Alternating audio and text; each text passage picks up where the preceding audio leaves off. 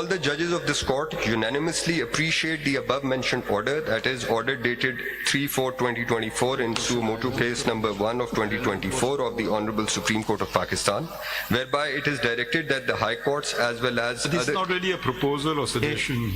Learned Attorney General, para 2 se padhiye.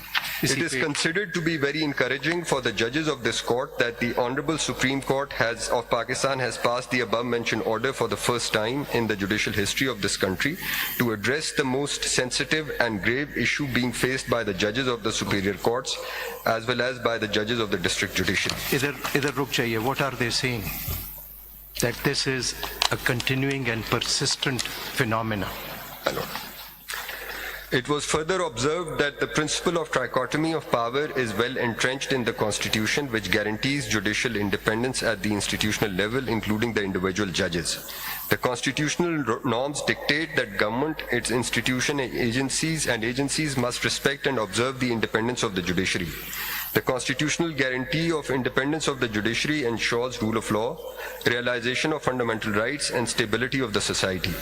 A functional democracy and civilian supremacy are effected and materialized in the presence of a vibrant, free, independent, and neutral judiciary. The freedom granted to the judges to decide cases according to their oath, uninfluenced by other factors, is crucial for equality of parties before the courts. 3.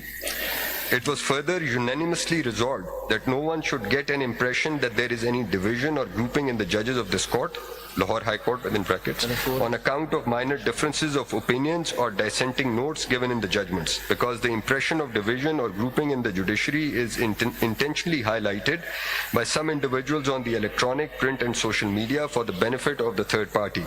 Therefore, there should be a loud and clear message that all the judges of this court are standing united, and they also fully support the Honorable Chief Justice and Honorable Judges of the Supreme Court of Pakistan, who have been dealing with such like issues and other most sensitive matters of the country with courage and bravery.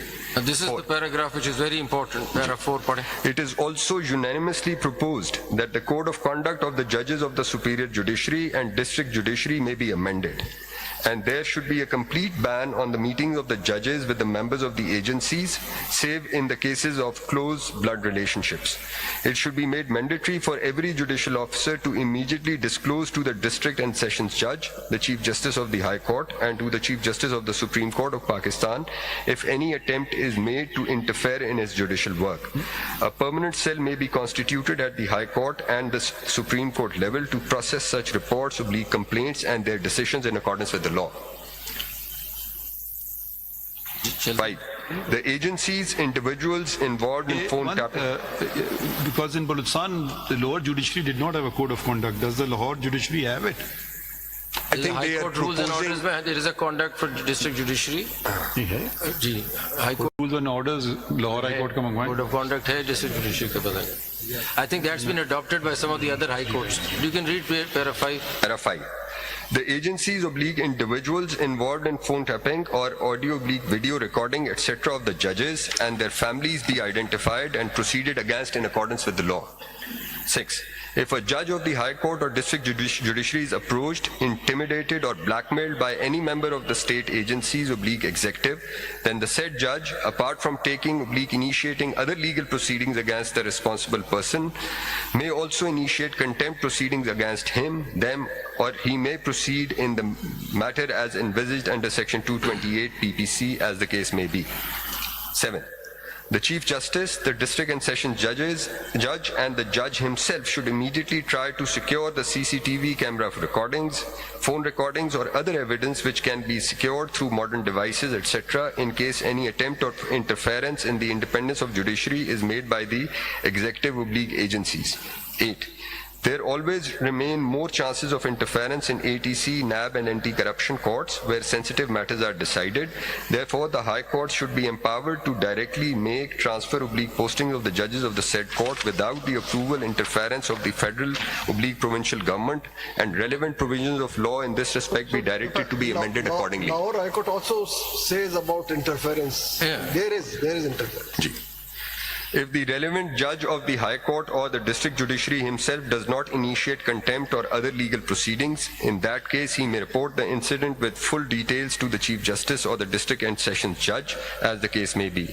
On receipt of the report from a judge of the High Court, the Chief Justice shall constitute a suitable bench comprising of at least 5 senior judges of the court to hear and decide the said case. In the case of incident reported by a judge of the High Court, the matter shall also be brought into the notice of the Honorable Chief Justice of Pakistan, who may also take proper action on the said complaint if deemed necessary, provided the cognizance of the matter has already not been taken by the concerned judge himself or the High Court. Likewise, on receipt of report from a judge of the District Judiciary, the District and Sessions Judge, apart from taking any other legal action, shall proceed in the matter as envisaged under Section 228 PPC. He shall also report the matter to the Chief Justice of the High Court. Same procedure shall be adopted by the judges of special courts, ex-cadre courts. 10. Presumption of truth shall be attached to the complaint / affidavit of a judge. Moreover, as envisaged under Section 17(3) of the Contempt of Court Ordinance 2003, the complainant supported by the affidavit of the judge shall not be liable to be cross-examined by any party to the case. 11. If a complaint is made by the judge of the High Court or the District Judiciary on the above-mentioned issue, then it shall be ensured that the complainant is not unjustly victimized, as it happened in some cases in the recent past. 12. The burden to establish that the allegations leveled in the complaint of a judge were not true shall be on the respondent of the case (executive oblique).